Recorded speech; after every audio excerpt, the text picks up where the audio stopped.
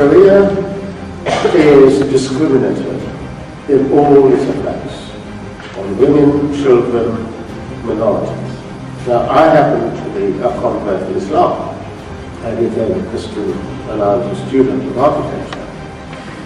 As you know, all four schools of Sunni law teaches death penalty for conversion. Islam is the only religion that now prescribes death penalty for leaving it. It's a one-way street, the end of it, you cannot leave. So, as Sharia becomes more embedded, what happens? That in a place like Iran, whereas the Sharia court would prescribe death penalty, the government began to tinker with this constitution last year. And more countries are moving in this direction, not just in terms of death penalty for converts, but the very location of the church herself.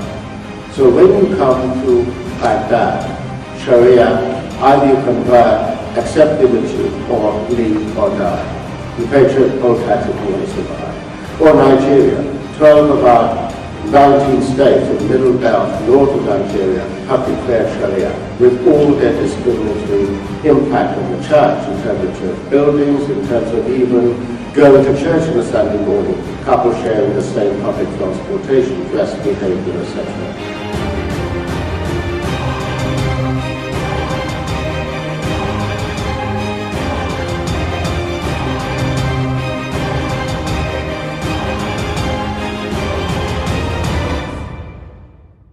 And so what kind of government, if Assad goes?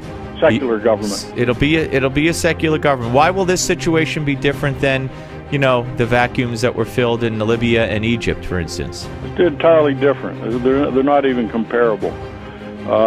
Egypt had to do what it had to do, and I'm very proud of the Syrian or the Egyptian military being able to offset the moves of the Muslim Brotherhood, who are trying to establish Islamic states, radical Islamic states throughout the Middle East. And so that's why Sisi, General Sisi in Egypt, had to stand up. Now what's happened is the Muslim Brotherhood are refocusing in Syria, hoping to be able to use that as the next jump-off point for radical Islam control of the country. And the Free Syrians will, in fact, take out the radicals. They don't want them there. They want freedom. They want an open market. They have civilians, professors, engineers ready to go in and to fill the very important jobs in a new government. That's where their focus is. And the secular we ought to support. And the secular government will honor treaties with Israel and will establish relations with the U.S. and will be a friendlier government. Will no longer be a satellite. Will no longer be a satellite of Iran. That's exactly right. And the three generals that I talked to, very high level, who defect from the Assad government, will in fact negotiate the return of, and they want the negotiated on the Golan Heights, and they're willing to work with Israel. They admire the American people. They see the American government is very ineffective, very weak, and they know Assad.